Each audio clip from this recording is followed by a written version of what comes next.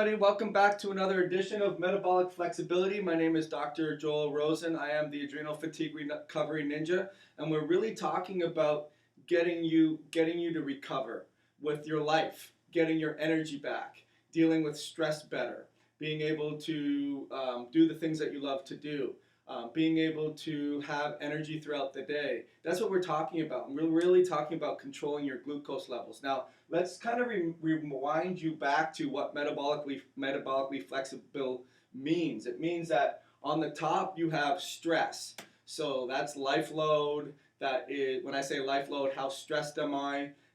Do I perceive a lot of stress, or do I actually have a lot of stress, or both? Because the body and the mind doesn't know the difference. So that comes down to a lot of things like gratitude and celebrations and appreciating what you have and not sort of being stuck on the permanent on position.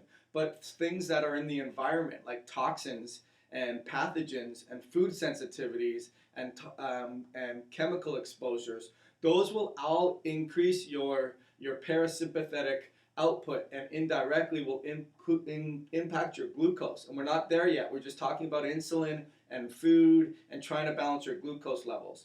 What I wanted to talk to you about now is let's go back to our original guy, Schaefer, the Scottish guy that came up with this hypothesis in that first time.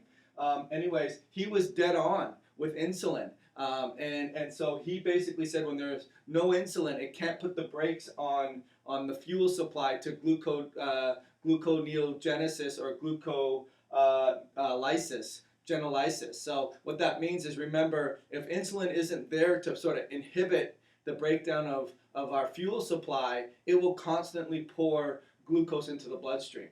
And so, and also, if insulin isn't there at optimal amounts, it won't keep up with that pouring by accelerating the glucose out of the bloodstream. So hopefully this is making a lot of sense now. It's starting to come together. We've also talked about when we have a high fasting glucose level, when we're hyperglycemic, ultimately you have an increase in uptake and utilization. There's more glucose going in, there's more going out, and it's matched. With most people, that's what happens, but with some people, it doesn't happen, and the output isn't matched. And there's not enough coming out as there is going in.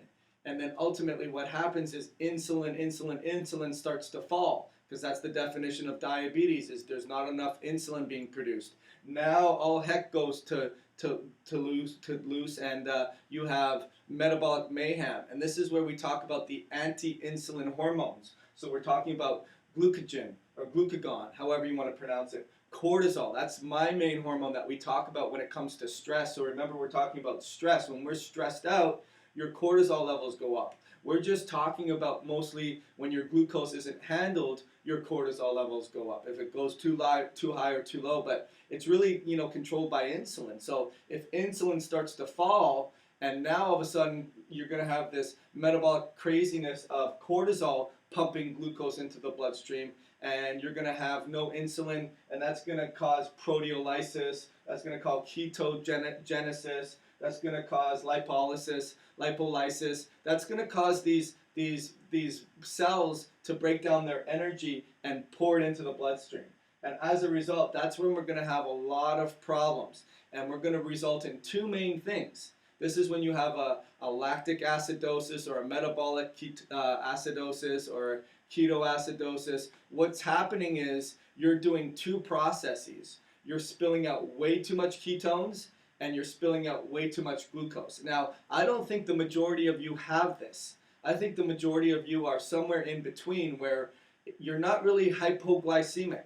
Your fasting glucose is normally elevated, and that's where I want you to start taking your glucose readings and start understanding what are your protein, carbs, and fats for the day, starting to measure that. And that's what we'll get more specific with the program that I offer and what I teach. But right now, this is all about getting you to understand how it all comes together. So the main point of this slide is telling you that the Schaefer guy was pretty much accurate.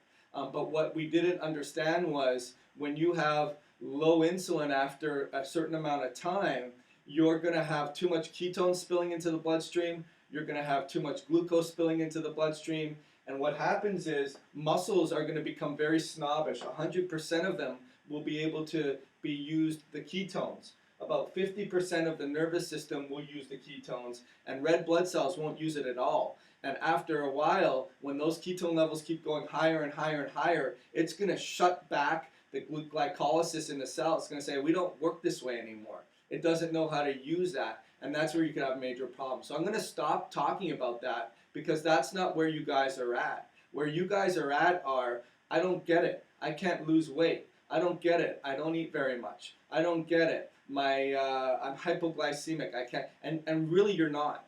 The reason why you're not losing weight is because your insulin resistance is not so much insulin resistance. It's too much insulin pouring, not being available too much, not enough being available where it's pouring glucose into the blood supply. Or if it's still in that, where we haven't fallen and hit the ground yet, and it's still in that upper limits, then what's happening is the output is still pouring too much out to meet how much has to be cleared. So the best way to get around that is to fast. The best way to get around that is to know how much of your daily intake you're getting. How much carbs are you getting? How much protein are you getting? How much fat are you getting? What is your glucose levels at? And then most importantly, what about stress? How much is your life load contributing to this? How much physical activity are you doing? How inflamed are you? That's what we're going to be talking about, and we're going to share it for the next video, and I hope you're really getting a lot out of this series, okay? We'll see you soon.